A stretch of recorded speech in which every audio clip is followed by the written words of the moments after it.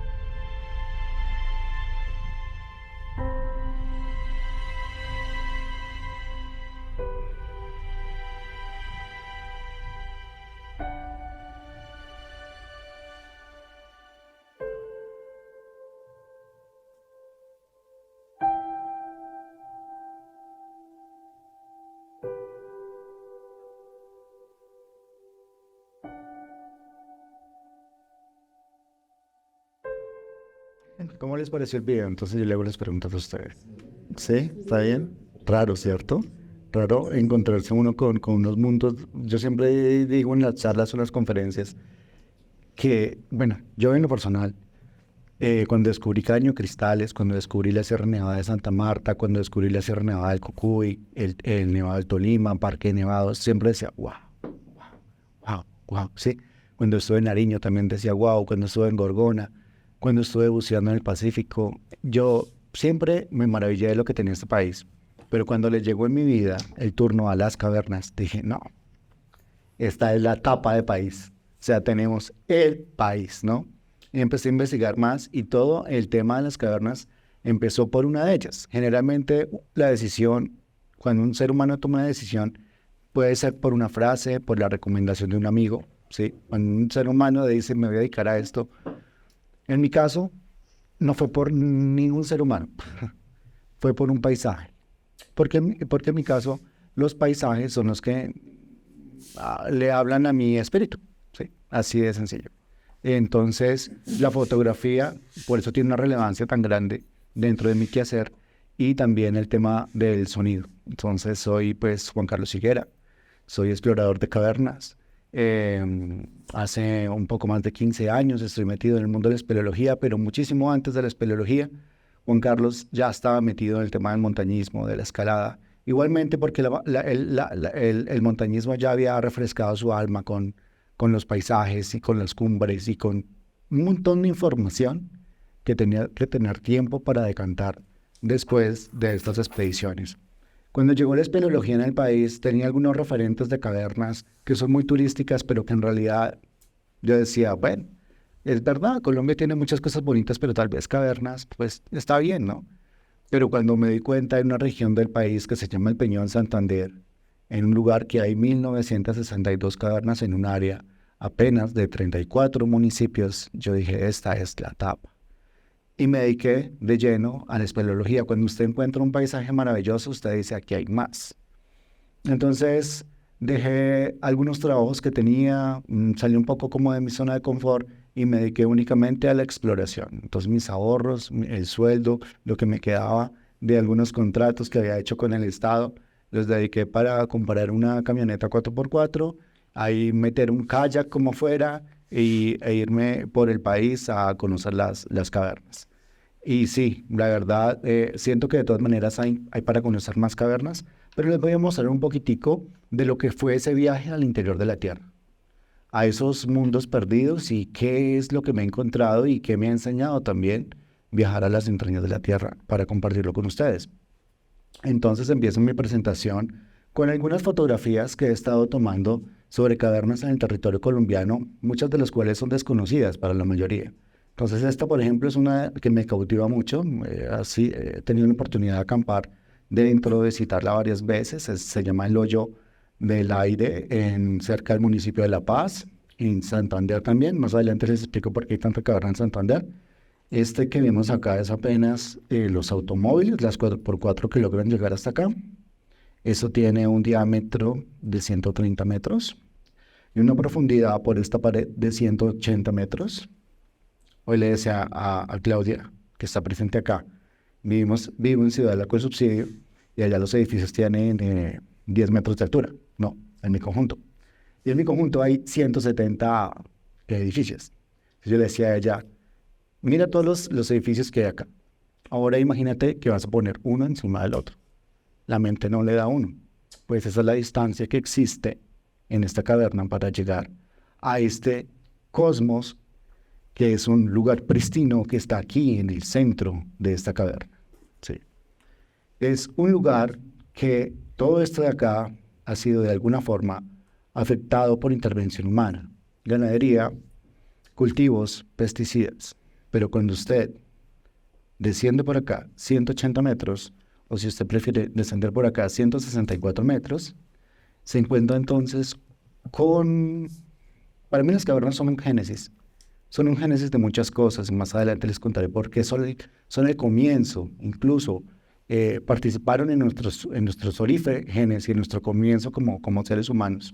Entonces aquí lo que vamos a encontrar es una naturaleza pristina impresionante. Esa es otra caverna también en el sur de Bolívar que se llama Casa de Piedra, que hemos buceado 2 veces en el país. Esta es la misma caverna, pero después de kayakear, caminamos más o menos unas 2 a 2 horas y media y nos encontramos con unos lagos pristinos a los que no se había habitado. Esto como abrebocas también, es una caverna que queda en el municipio del Peñón Santander, donde más adelante les contaré la historia de unos fósiles de un perezoso gigante del Holoceno hace 12.000 años que encontramos. Esta es una de sus entradas, se llama La Tronera. Esta es la caverna que me abrió a mí los ojos al mundo subterráneo, que se llama el Hoyo del Águila, también a 45 minutos del municipio del Peñón en Santander. Ese sí que es un mundo maravilloso y tremendo. Esta es también una de mis cavernas favoritas, que se llama El Caracol. Esta es la cueva del Cafetal, también una cueva sumamente profunda, que queda también en la región de Santander, de Aguada. Y esta vuelve a aparecer otra vez una de las entradas de esta, en su caso, por ejemplo, es una cima. Tenemos 2 cimas en geografía, ¿no? Una cima que demarca las montañas altas y otra que demarca en espeleología, que es la cima para bajar, que es cuando encuentras huecos en la tierra y los bajas y ahí te encuentras de pronto otras cosas. Entonces esta cima, por ejemplo, mide 120 metros de profundidad y nos lleva a este mundo perdido que está acá. Entonces, toda la luz que vemos que viene desde acá irradia este mundo, una parte de este mundo, porque es una de las cavernas más extensas de Colombia. Son 7 kilómetros de galerías al interior de la Tierra, el Hoyo del Águila. Bueno, también hay paisajes sonoros, del cual más adelante, pues entonces vamos a jugar un poquito con sonido para que desde sus celulares puedan participar a través de códigos QR. El fruto de toda esta investigación terminó redundando en un libro que se llama Cavernas de Colombia. Benjamín Villegas, de Villegas Editores, me compró la idea de que hiciéramos un libro sobre ecosistemas subterráneos y nos fue súper bien.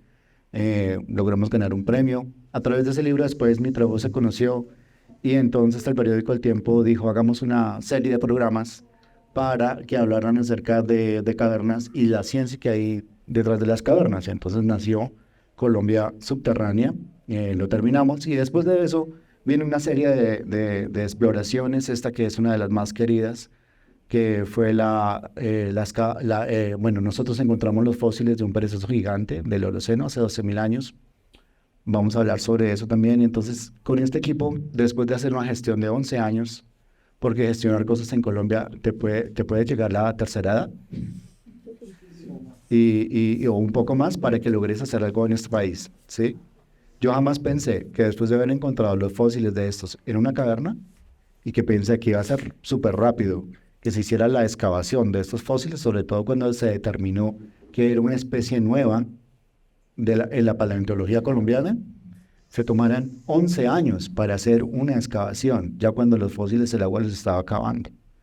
Bueno, se hizo. Afortunadamente se hizo, lo logramos. Fue acá, en esta cueva, en que esta es la parte de abajo, desde aquí abajo, miras el paisaje y esta es la parte de arriba. Entonces tiene 2 maneras de entrar, la difícil y la fácil. Y también al interior de la misma caverna, en esa expedición científica, tienes un lago. Se tocó pues que lleváramos 12 balsas para poder llevar los fósiles y que no se nos dañaran más de lo que ya el agua los había perjudicado. Estas son algunas de las fotografías de los fósiles del perezoso gigante que encontramos, pero para que todos ustedes puedan entender qué es un perezoso gigante, se los diré en una frase. En 2 frases. Fue la primera especie que se conoce que extinguió el ser humano hace 12.000 años. ¿Sí? ¿Cómo? Nos lo comimos. ¿Hace cuánto? 12.000 años. 12. Sí, era un animal mucho más grande que nosotros, pero no era tan hábil. Los que hay hoy tampoco son tan hábiles. Y pues hoy siguen siendo víctimas de nosotros. Los que quedan hoy, los perezosos pequeñitos de árboles, los encontramos que los venden, sobre todo en temporada alta. Vemos que en las carreteras de Colombia están ofreciéndolos en los peajes y en sitios aledaños a donde son sus ecosistemas. O para tomarse fotos también.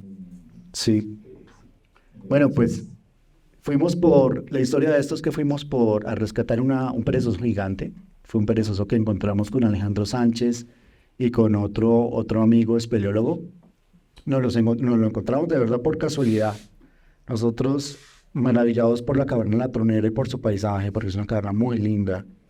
La primera exploración no nos alcanzó el tiempo, estábamos cortos de batería y hay una parte muy difícil que toca escalar y escalar en cavernas es muy difícil porque todas estas paredes, si tú te agarras de acá, eso tiene como una costra, entonces es de mentira. Como hay permanente humedad, hay humedad cerca del 87%, es una humedad muy densa, entonces escalar no es fácil, tú te vas con el pedazo, pones una mano en una presa y te la llevas, pones un pie en una presa y te la llevas, entonces hacer escalada a interior de cavernas pues no es un deporte agradable.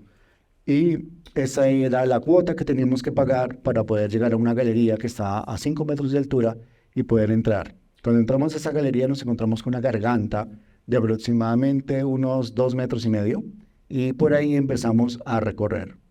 Cuando mi linterna ilumina una de esas paredes y vemos, eso parece como un capítulo de esta ardilla. Eso, gracias. Pues esta no era una ardilla, pero sí yo encontré como si el animal me hubiera hecho una gesticulación así cuando yo me lo encontré en las paredes. Y yo dije, ¿y esta vaina qué es? Entonces Andrés, que era un veterinario, que es espeleólogo, llegó y dijo, ah, eso es un caballo. Y dije, Andrés, te tiene huevo. O sea, ¿cómo, cómo va a decir que eso es un caballo? ¿Y qué hace un caballo acá, Andrés? O sea, y además, mire esos huesos tan gigantes, o sea, cada pieza de ese animal era totalmente enorme. Entonces yo les dije, chicos, realmente nos encontramos algo grande acá. Y pues toca protegerlo y toca mirar a ver si hacemos la gestión para poder protegerlo. Entonces el periódico El Tiempo ayudó muchísimo en la labor de difusión. Miren, con la Radio Nacional de Colombia hicimos un trabajo también, hicimos un trabajo con Caracol y nada que el Servicio Geológico se sensibilizaba. Habían otras entidades que querían hacer también el rescate de las piezas, como el Instituto Humboldt, pero ese es otro capítulo, no voy a hablar de eso hoy. Es algo espinoso, pero chisme. Pero no, hablemos de cosas bonitas y fotos lindas. Pero yo les diría que Humboldt pues no pudo hacerlo a la manera como ellos querían hacerlo realmente. Hablando de cosas menos espinosas, entonces esto, por ejemplo, menos espinosas y más peludas, entonces aquí tenemos un tamaño comparativo de la especie que se encontró, fue una especie nueva. Y pues aquí estamos nosotros como protagonistas, esta imagen me la encontré realmente en internet, me pareció muy interesante.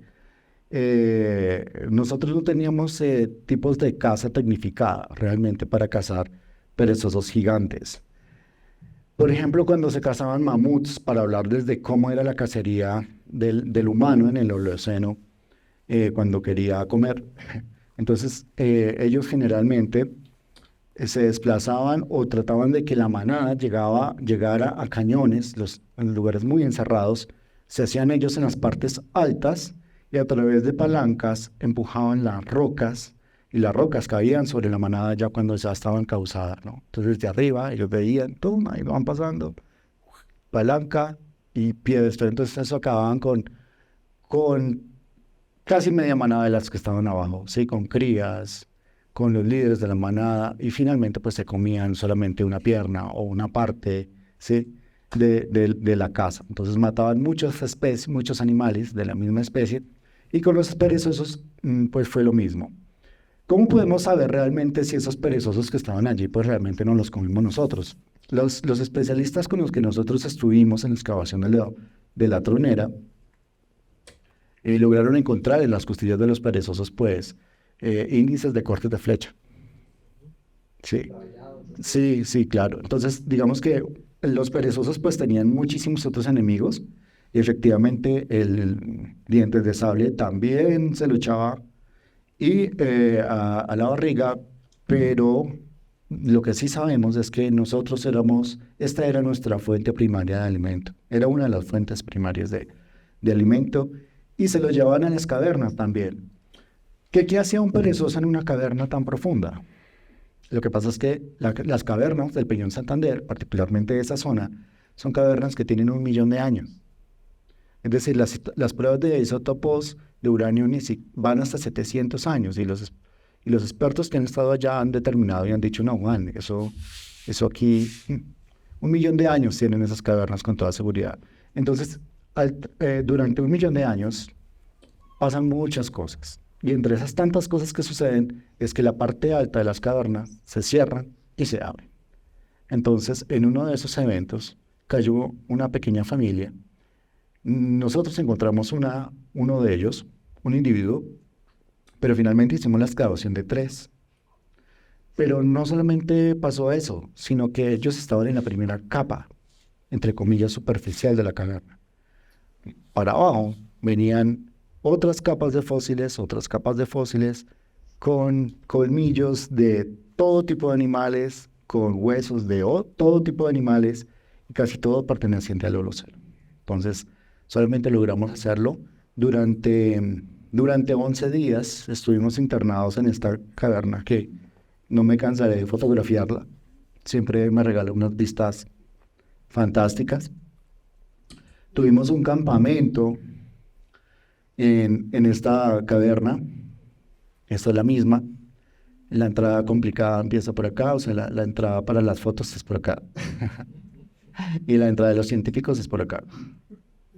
Entonces, y por acá, por este lugar, es donde encontramos ya los lagos, ríos, y donde la cosa se pone muy técnica para llegar hasta los fósiles. Por eso no los habían encontrado antes.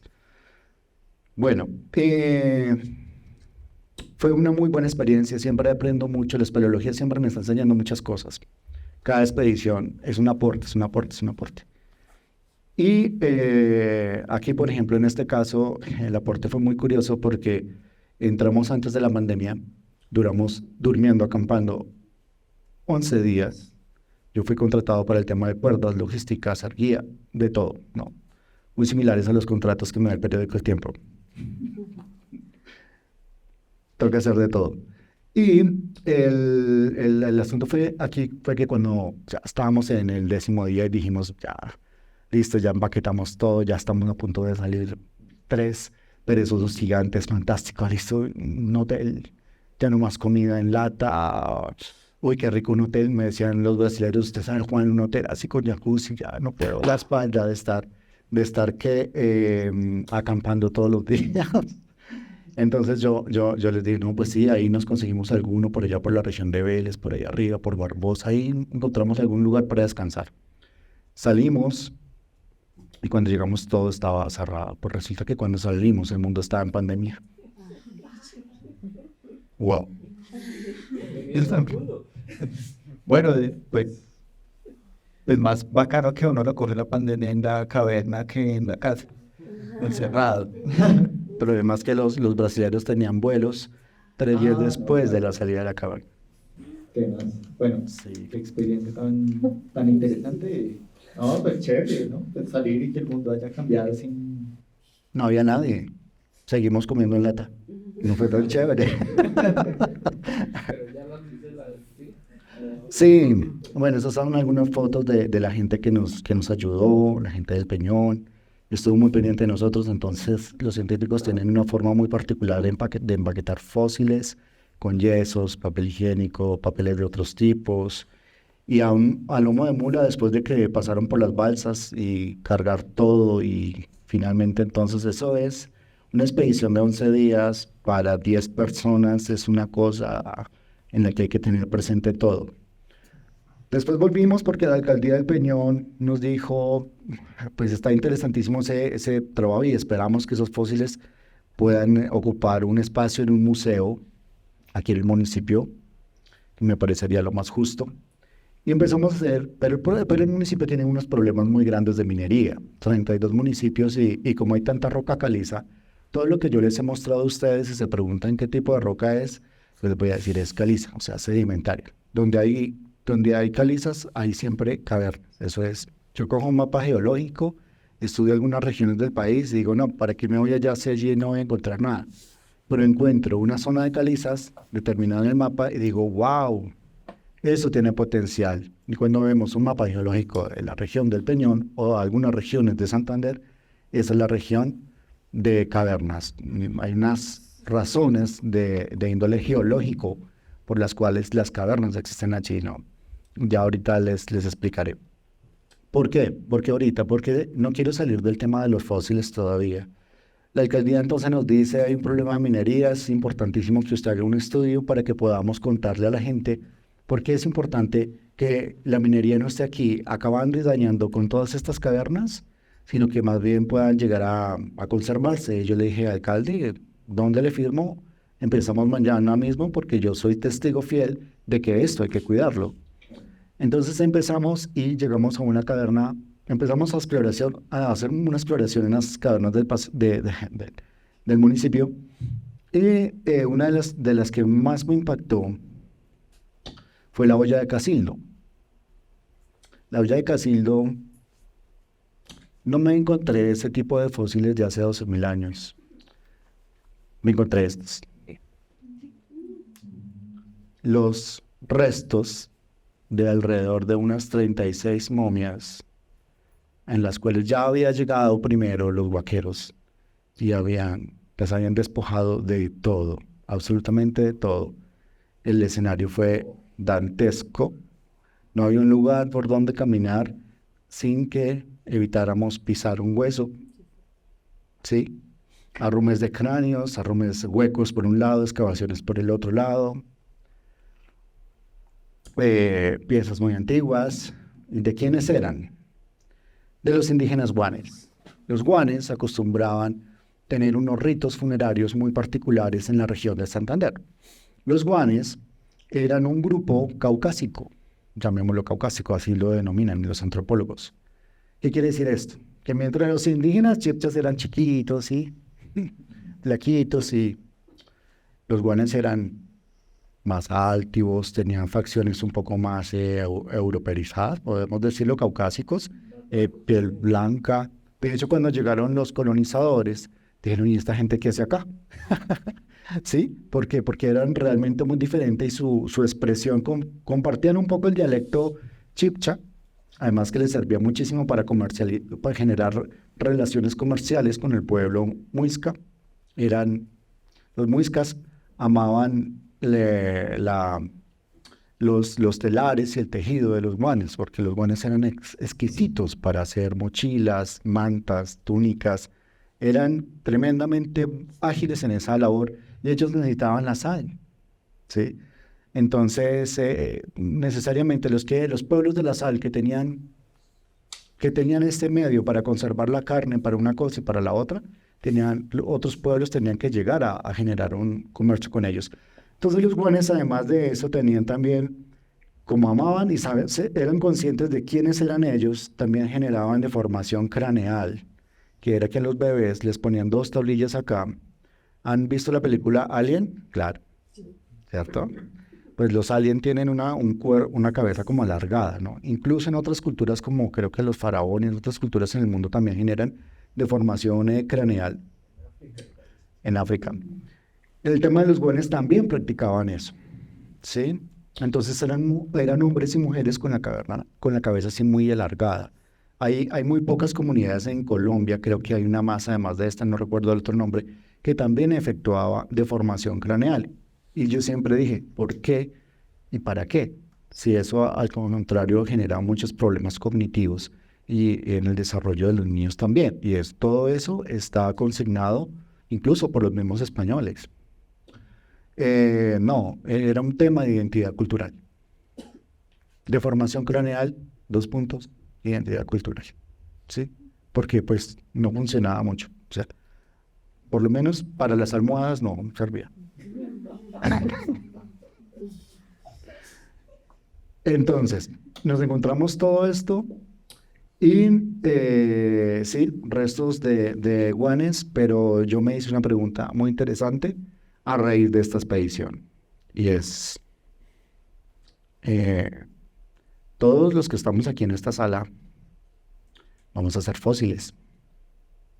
Sí, vamos a ser fósiles. Cuando nos encuentren, ¿qué van a pensar de nosotros?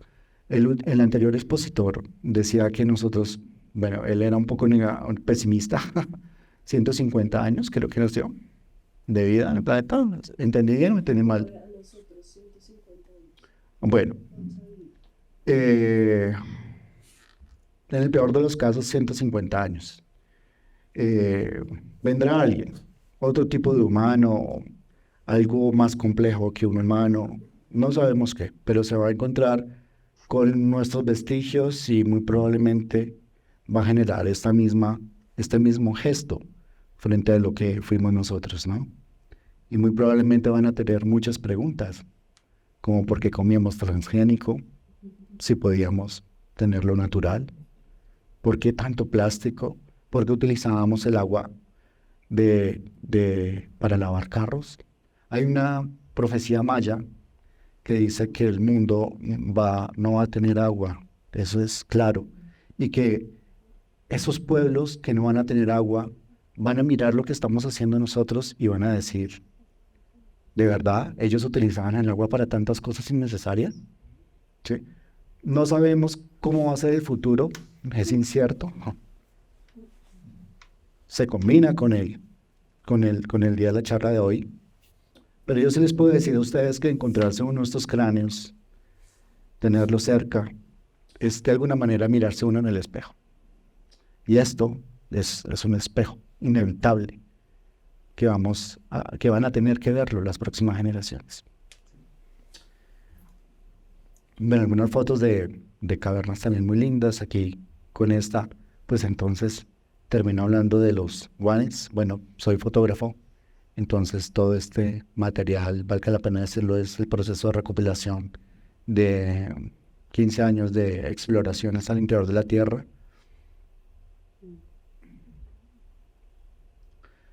Y, bueno, esta foto se la tomé a Nicolás Bustamante, que era parte del equipo. La anterior caverna era la Olla de Casildo, y esta es la caverna de las Escuillas, una caverna tremendamente bella, gigantesca. Uno es un punto en esta caverna. Y también encontramos que los huaqueros habían llegado primero que nosotros. Entonces, acá sí es como estaban en el séptimo aro de la obra de Dante, cuando hablamos del infierno, donde él habla en el Averno, donde él habla de que habían muchos gente con las manos estiradas y muchos cuerpos en un área y en una sala.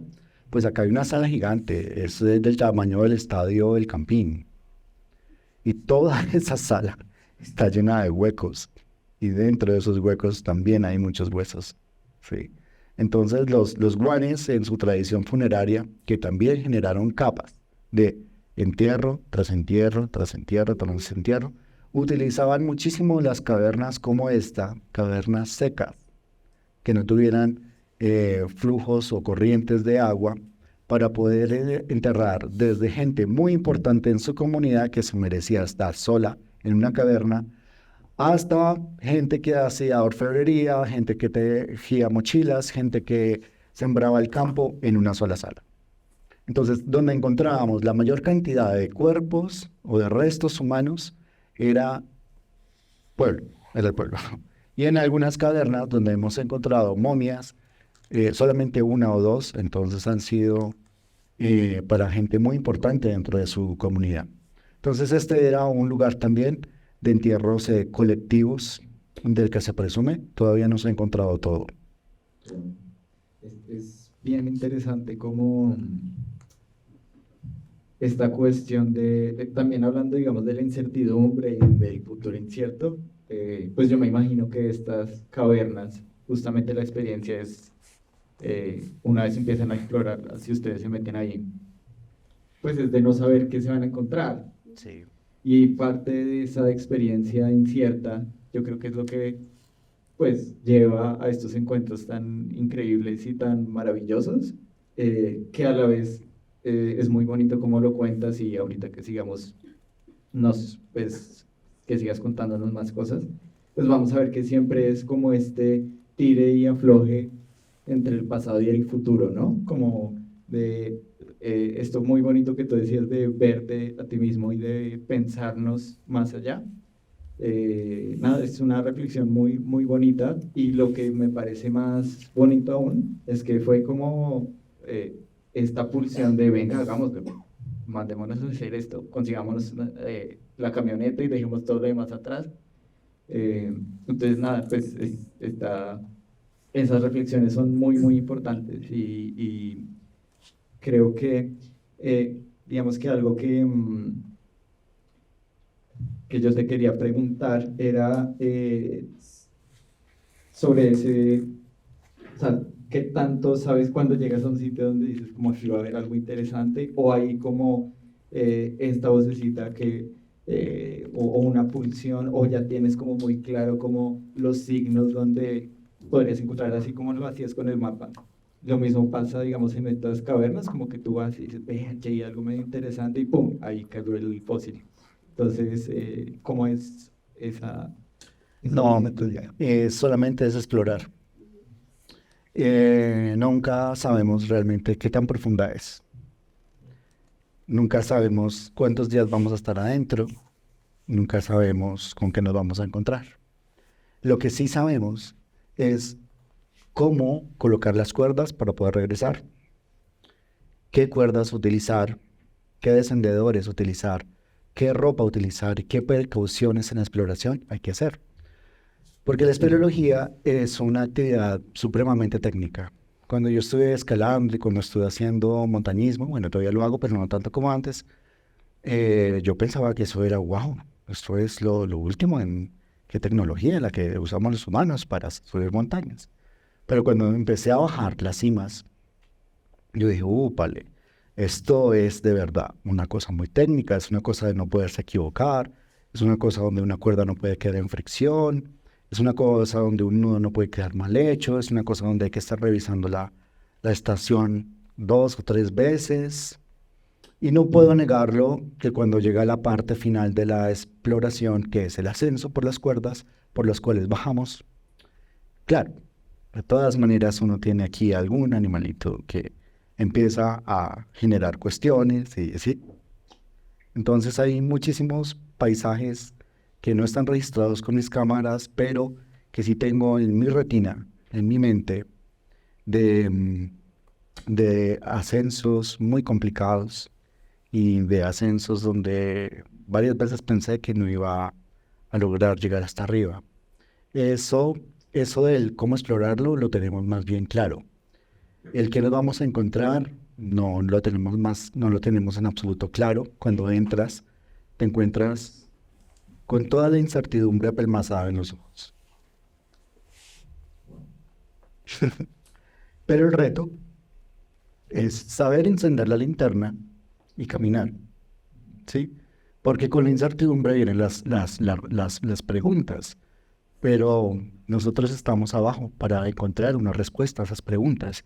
Y si no tenemos la respuesta nosotros para tener la cámara, que sea una evidencia y que otros nos puedan dar esas respuestas, o también para generar espacios de reflexión. La espeleología en otros países tiene mucho más tiempo. En Colombia ni siquiera creo que haya empezado el tiempo de la espeleología en Colombia. En países como España llevan 100 años, llevan una tradición. La espeleología es para los españoles lo que el ciclismo es para los colombianos. Se les hacen barra y... Ja. No, en España los niños empiezan a los 5 años. Su primer regalo no es un biberón, un casco. No es un triciclo, es un casco. Entonces, bueno, son hijos también de espeleólogos, entonces, ¿qué podemos esperar, no? Bueno, el periódico El Tiempo empezó con el cubrimiento de Colombia subterránea. Empezamos un ciclo de trabajo muy interesante. Ya entonces mi trabajo con el periódico no era tanto el tema de exploración deportiva, como venía haciéndolo, sino que ya era una cuestión donde a mí me contratan para hacer la fotografía y la producción también, junto con Manuel, que es él. ¿Dónde está el cursor? Bueno, Manuel, que es la persona que está con la máscara. No, mentiras. Y el casco y vestido de rojo. Ah, mentiras. Bueno, es la persona que también tiene la cámara que está al otro lado, que nos ayudó muchísimo con el video. Y el más alto de todo el grupo es Nicolás Bustamante. Los otros dos son dos científicos en cada programa. Nosotros teníamos un invitado que hablaba acerca de su trabajo de tesis de postdoctorado o de grado en una caverna. Entonces, en el caso, por ejemplo, de Jairo, Jairo es el que está entre Manuel y Nicolás. Jairo pues lleva 11 años solamente explorando y haciendo datación de murciélagos en una caverna en Santander, que es la caverna con la mayor cantidad de murciélagos de Colombia hasta ahora, Macaregua. Cerca de 12.000 individuos y como 13 especies diferentes de murciélagos que habitan. Es muy raro encontrar en una caverna tantas especies de murciélagos que convivan. Es muy diferente, es muy raro. Entonces valió la pena ir a Macaregua, sí, pero pues porque las máscaras por Histoplasma capsulatum, que cuando hay guano de tantos animales, pueden ser aves de cavernas o pueden ser también murciélagos, pues entonces despiertan unos filamentos muy lindos dentro de la boñiga de los murciélagos y realmente en fotos se ven preciosos, parecen fibra de cable, fibra óptica, fibra cable óptico, de ese, filamentos de cable, de fibra óptica es. Solo le falta luz, porque son bellísimos. Uno dice, no pensé que de la caca del murciélago pudiera salir un hongo tan lindo, pero es supremamente mortal. O sea, aspirar tanto Histoplasma capsulatum en un lugar, pues te genera la muerte en 3 meses. Entonces hay lugares donde uno la tiene que cuidar y por eso estábamos haciendo fotografía con máscaras, recorrido con máscaras, todo con máscaras y absolutamente llenos de guano. Entonces salimos y esos overoles, me acuerdo que Nicolás, que él es de los que se lava las manos como 3 o 4 veces en un día porque tiene un síndrome ahí todo raro. Entonces, al estar lleno de guano no podía soportarse y compró no sé cuántos litros, de verdad, como 2 canicas de alcohol para sumergir ahí los overoles. Muy exagerado me parece a la medida, pero bueno. Las cavernas también son museos del tiempo, galerías del tiempo. Esta mujer que está acá es una científica colombiana que vive en Brasil, que se llama Verónica Ramírez. Admiro mucho su trabajo, porque a través de Verónica podemos saber no solamente la edad de las cavernas que hay en Colombia, sino también determinar con un grado de exactitud maravilloso. Esto que vemos acá son estalagmitas, como si nacieran de la tierra, ¿sí? Y las estalagmitas le permiten a Verónica saber la región donde ella encontró y le hizo el corte y la pasó por laboratorio, qué clima tenía. Entonces, lo que hoy nosotros conocemos, por ejemplo, el Peñón Santander como bosque alto andino, en el pasado fue desierto, pero después tuvo quemas. Después Verónica puede ver si estaba inundado. O sea, es la radiografía. El clima del mundo se puede determinar, se puede conocer a través de las estalagmitas que están al interior de las cavernas, ¿no? Porque estas crecen más o menos unos 2 milímetros cada 2.000 o 3.000 años, de acuerdo con la dinámica geológica de la caverna. Hay estalagmitas que crecen un poco más rápido, hay otras que crecen un poco más lento.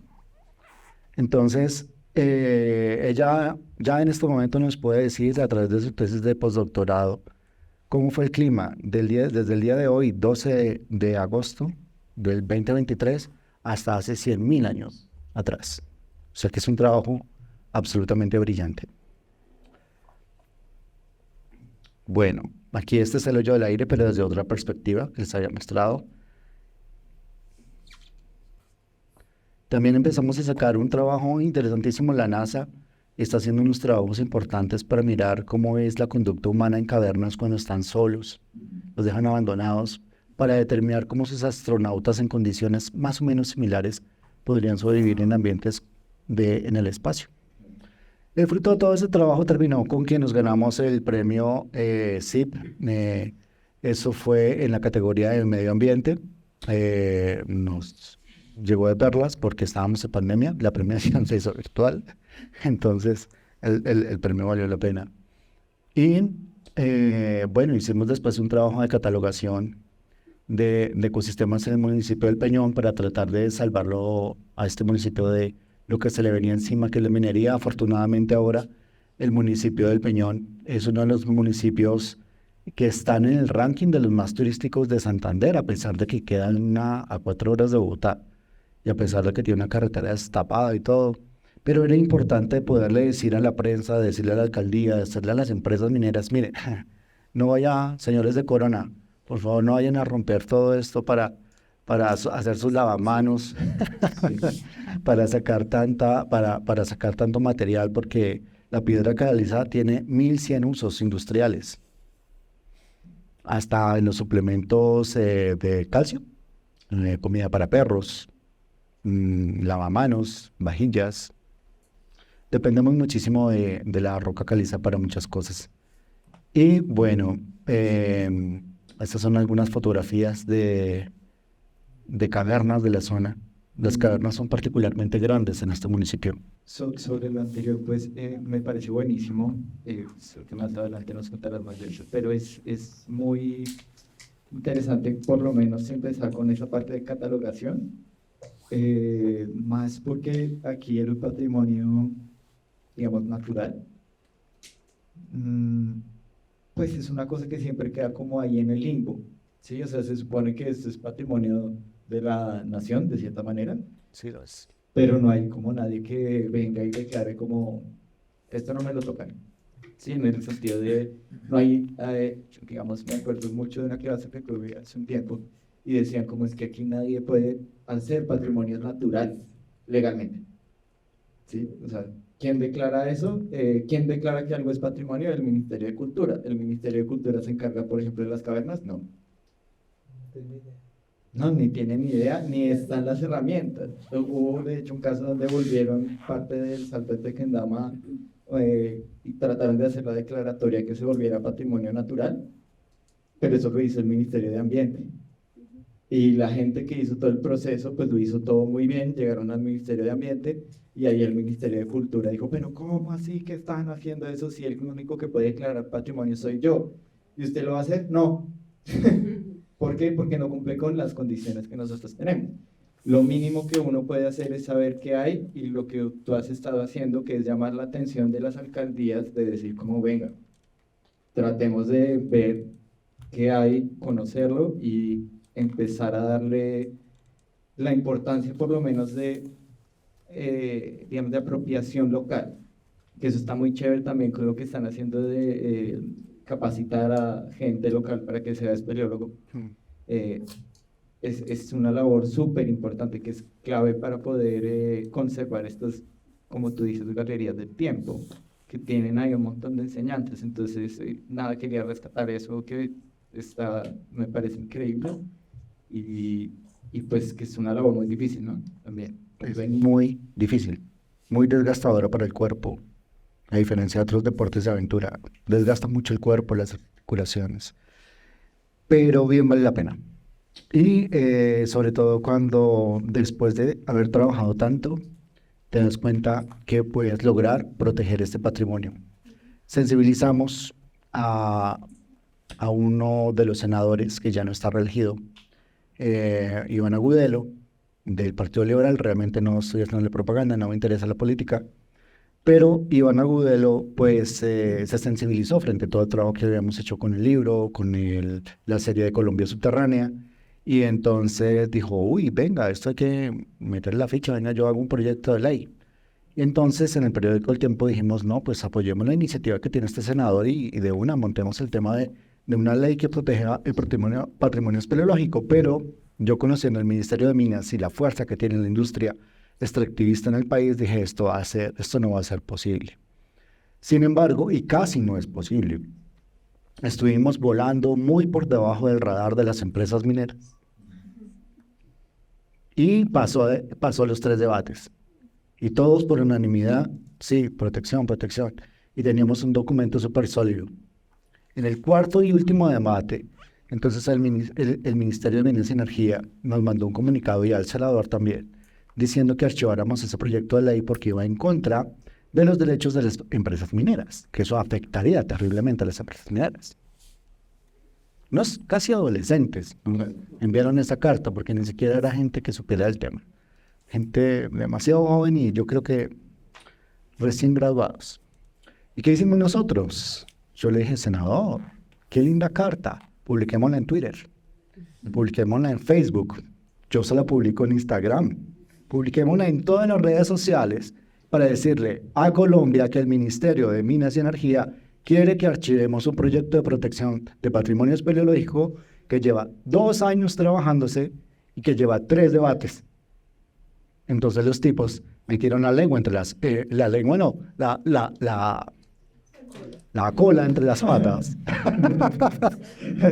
Lengua en rondeau. No, era otro tipo de tipos. Y les dio vergüenza y les dio vergüenza, hicieron una corrección en Twitter, que eso no era lo que ellos querían decir. No, ustedes entienden, ya todos estábamos acostumbrados a leer. Sí, ya sabía quién lo mandó. Sí, nadie. Sí.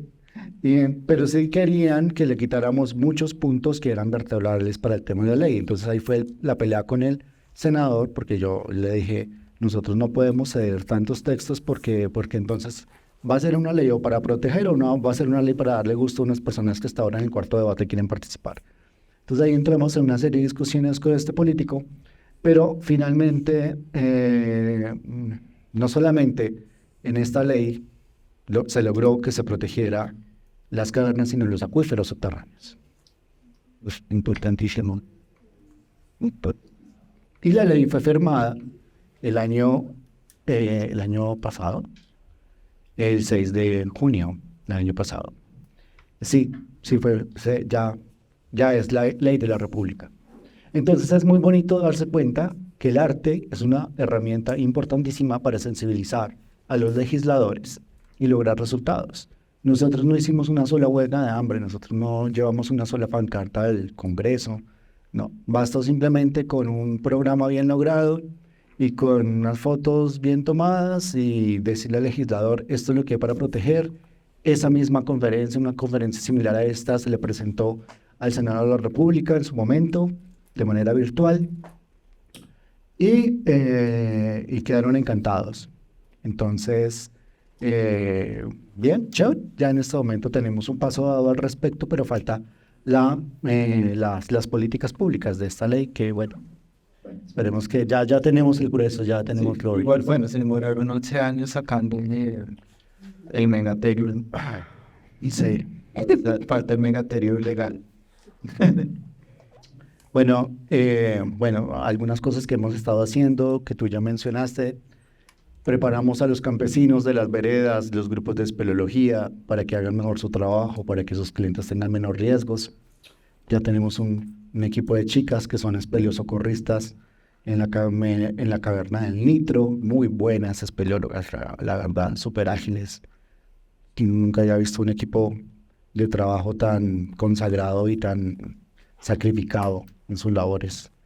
Entonces aquí fue pues en una de esas jornadas de espeleología.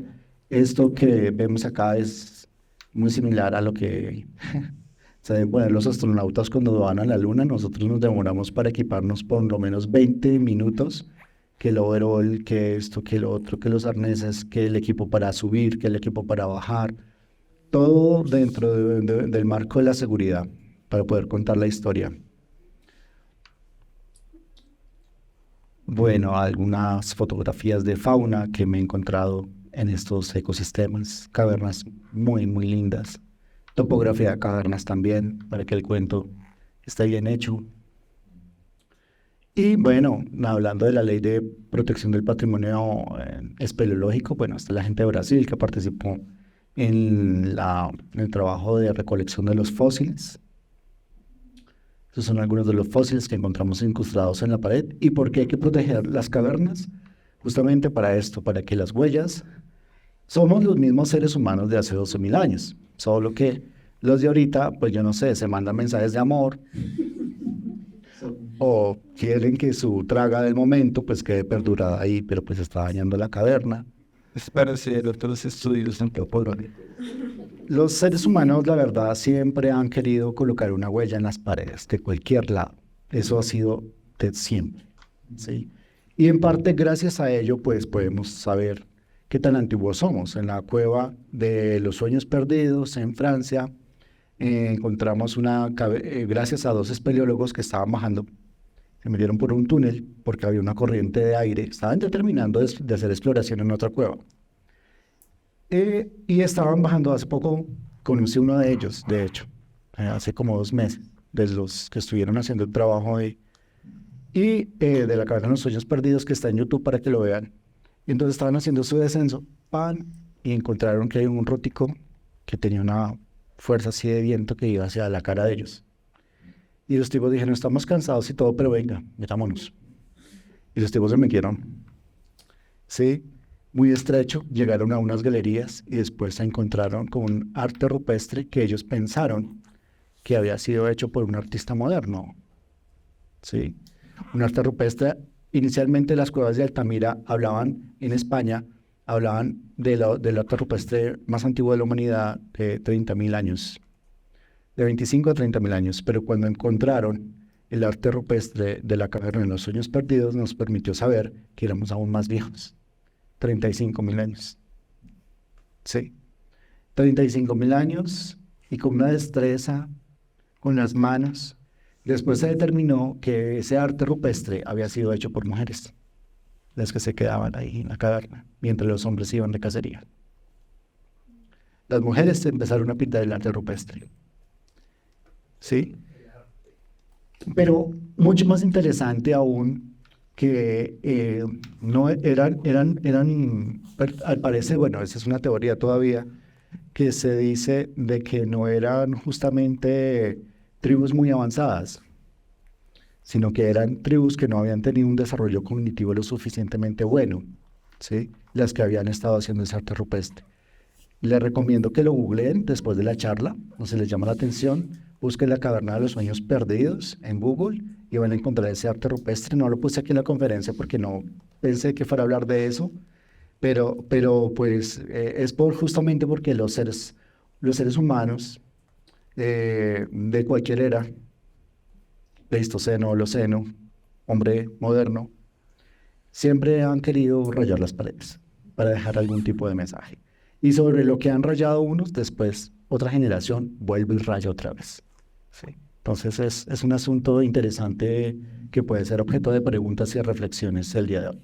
Ah, no, perdón, estas son artes rupestres de la cueva de Altamira en España, pero de la caverna de los sueños perdidos creo que no tengo acá, ¿no? Altamira, sí, Altamira, los animales que colocaban, es que los caballos que están en la caverna de los sueños perdidos y los rinocerontes son obras de arte, son verdaderas obras de arte. Los de Altamira son muy interesantes, el flujo de turistas en el siglo pasado, a principios del siglo pasado, era de cerca de 2.000, 3.000 personas, ya en este momento está súper restringido para grupos de 10 personas porque lo que exhalamos nosotros, el gas carbónico, está afectando muchísimo las pinturas. Entonces, se ha tenido que cerrar en algunas veces. ¿Por qué más hay que proteger el patrimonio espeleológico? No solamente por el arte rupestre, no solamente por los fósiles, sino porque si no hay unas campañas para proteger estos lugares, hay lugares donde todavía las tienen destinadas como basurero, ¿sí? Y yo he estado en varias cavernas, sí, que son basurero de un municipio, de una comunidad, donde arrojan llantas, donde arrojan de todo, y uno no sabe qué cosas valiosas pueden haber en ese lugar, ¿no? Y también por un tema de salud pública. ¿Por qué? Porque en la medida en que nosotros hablemos un poco más de la histoplasmosis, pues podemos también generar en los turistas saber qué cavernas se pueden usar para el turismo y qué cavernas definitivamente no podemos usar para el turismo, de pronto son para la ciencia. Entonces es fundamental que los operadores turísticos sepan a dónde llevan a su gente y si tienen que llevarle a una caverna con una población de murciélagos muy alta y muchísimo Histoplasma capsulatum, pues entonces a esa caverna se entra con máscaras o si no, no se entra. Bueno, este es un texto grueso que no voy a ponerme a leer. El texto del documento, sí. Algo que me ha gustado mucho de toda la conversa es que como que con las cavernas siempre está lo que decíamos de hay un juego de tiempos que siempre se está dando de entre pasado y futuro, ¿cierto? Siempre, todo el tiempo. Y algo que me pareció muy chévere y me parece genial que nos muestres también el impacto de la basura en estos espacios, que tiene mucho que ver también con el tema del perezoso que ustedes encontraron. Justo como tú decías, se cree que estos fueron extintos pues, por la misma presencia humana, ¿sí? Y es bien interesante porque desde que se planteó el término de antropoceno por allá en el 2000, que es básicamente hablar de que los seres humanos hemos modificado tanto el planeta que ya podemos considerar una nueva época geológica, pues los geólogos se pusieron a ver, bueno, ¿dónde está ese punto desde el cual podemos decir que se inaugura esta época? También desde una cuestión crítica, ¿no? Y se han planteado un montón de teorías y un montón de mediciones y cada quien tiene su propia perspectiva, pero una de las claves, digamos, que dice o que habla como aquí se podría iniciar el antropoceno es justamente con la extinción de las especies de megafauna, las especies grandes, ¿sí? Entonces de ahí ponen como algunos ponen el punto de partida según varias evidencias. Y lo que nos muestra todos estos desechos hablan como de esa misma crítica de decir como, venga, es que hasta acá llegó, hasta aquí a lo profundo de la tierra ya había unas intervenciones. Estaba también la frase que tú pusiste de que conocemos más la luna que las cavernas, y hasta en la luna hay desechos humanos, o sea, de todo tipo. O sea, no solo navecitas, sino escatológicos, pues. Sin mencionar la cantidad de basura espacial que rodea la Tierra, Sí. de todos los satélites que no sirven, que dejaron de funcionar, que un asteroide los dañó, y todos los, que hay muchísimos satélites. Muchísimos. Y en la luna también está lleno de bolsitas llenas de popo de astronauta por ahí, tal cual, así como eso que vemos acá. Entonces es bien interesante porque este encuentro de tiempos pues nos habla un poco que hacia dónde vamos y cuáles son esos impactos que hemos tenido, ¿no? Yo creo que, pues si quiero, igual creo que es algo que está, y tú lo contaste todo el tiempo, pero es como esa cuestión de siempre estar profundizando literalmente en la tierra misma, pero sobre todo como en los impactos que están ahí. Y pues es valiosísimo esto porque nos hace caer en cuenta de estas galerías del tiempo que nos están contando cosas sobre nosotros, que después en el futuro, quién sabe qué pasará. De pronto seremos fósiles, de pronto no, pero es una de esas reflexiones que yo creo que este tipo de lo que nos cuentas empiezan a generar y empiezan a adentrarnos más como es lo que somos. Entonces está muy chévere, genial. No sé si, o sea, yo hice esa reflexión y la quería compartir, pero nada, o sea, a mí me parece increíble.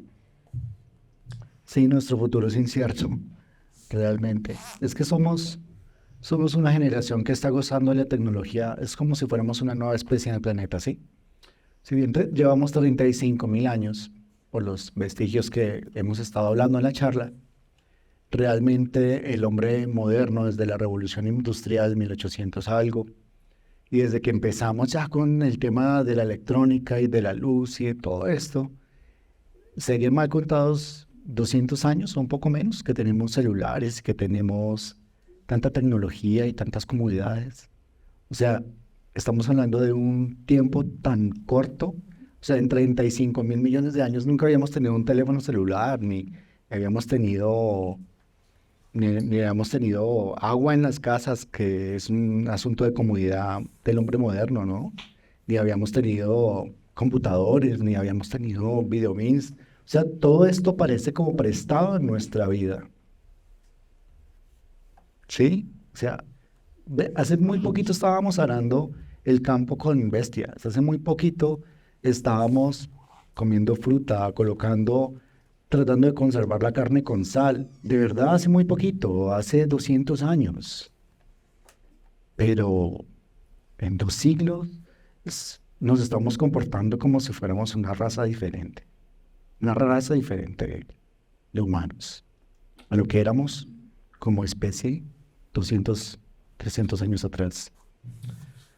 Bueno, entonces ahí siempre coloco esta diapositiva porque hay que darle las gracias a la gente que ha creído en este trabajo.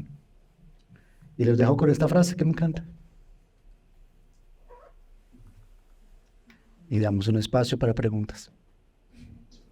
Gracias. Gracias.